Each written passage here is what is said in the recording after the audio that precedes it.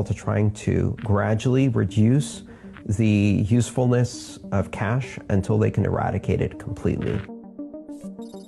It scares the hell out of governments to have people in control of their own money, at which point you should really ask yourself, what kind of government is that?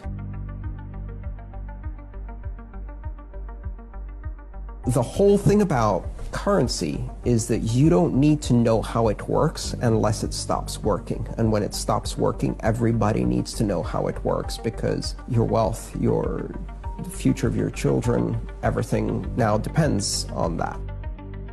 If we go to a future where digital cash is the only form of cash that exists, and I think we're heading in that direction very, very fast. I think within 20 years, people who grow up 20 years from now will never see cash unless they visit a museum. Cashless society. Cashless society. Cashless society. Cashless society. Cashless society. Cashless society. If we go to that future, digital cash, we're at a crossroads because we have to choose between two possibilities. One is digital cash that's run by corporations that act not only as intermediaries in all of our payments, but also act as deputized members of law enforcement for every government and or intelligence agency and or dictator who co-opts them to their means. That type of finance takes the worst of surveillance capitalism and the worst of surveillance states, merges them together in this fascist dystopia where every transaction you ever made tells something about your habits, your politics, your associations, your movement, your physical location. On the one hand, all of this data gets collected and shared among all of the intelligence agencies and corporations, or leaked. And on the other hand, if the people in power choose to, they can decide to debank you overnight. They turn off the switch. Now imagine what happens if your bank account is shut down and cash doesn't exist. Well, you can't eat. You can't buy food. Done. You can't use transportation. You can't rent an apartment. They can literally destroy your life in a second. And if you think this is crazy, this is happening today in China. They have a system called Sesame. It's called a social credit score. And they use your social media postings to give everyone a score as to how well they toe the line of political correctness to the doctrine of the Communist Party. People who have a negative credit score on that system are denied access to public transportation. They're denied access to airlines, they're denied access to trains, they're denied access to jobs in the government, they're denied access to apartments to rent.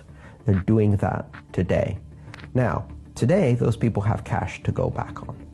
What happens when there's no cash? If the only people who are allowed to be intermediaries are the large corporations, they will commit the crime. It's like if you want to rob a bank nowadays, the best way to do so is to have a banking license. Then you can rob the entire bank and or country with complete immunity or impunity. If you rob one person and steal 20 pounds from them, you're going to jail. If you rob 2 million people of their homes and mortgages, right, you're not going to jail. You're getting a 10 million bonus from the bank, and you're retiring in peace and quiet in the countryside. There are two ways to express power in this world, voice and exit. When voice is no longer sufficient, and sometimes even when it is, exit is a more powerful expression.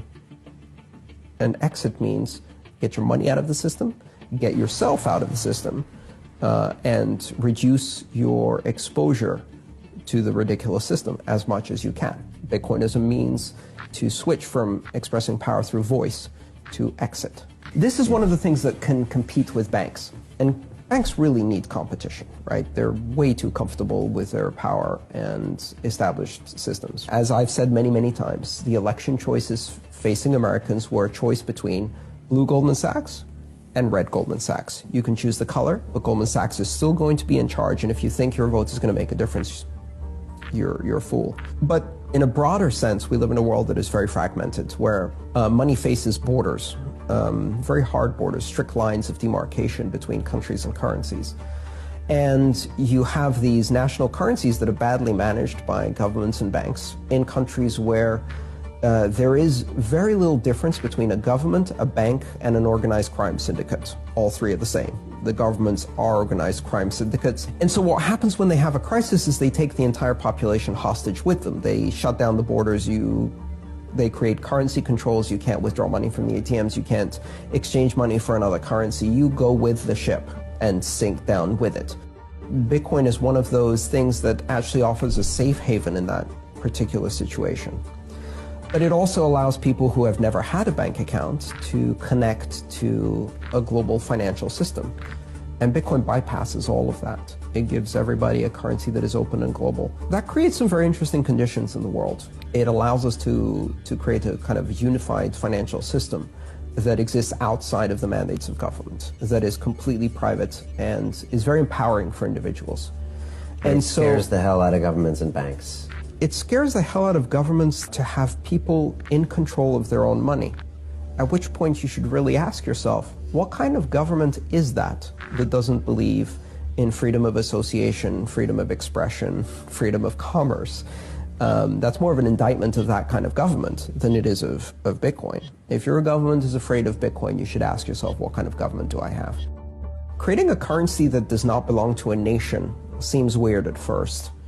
But then again, we used to have airlines that only existed for one nation and had the flag on the tail, right? Flag carriers, they called them, and phone companies that were monopolies in one nation and had the flag on them. And now that seems absurd. And I think within 20 years, the idea of national currencies as the only option will seem absurd. So Bitcoin is a currency that exists on the internet. That is created on the internet, that really serves the needs of the internet generation. It does not belong to any government. It's not controlled by any bank. Bitcoin isn't a company or product or a service. It's an internet protocol. It's a method of communication, just like we say the web or email, and that doesn't belong to anyone. It's a shared common public good on the internet.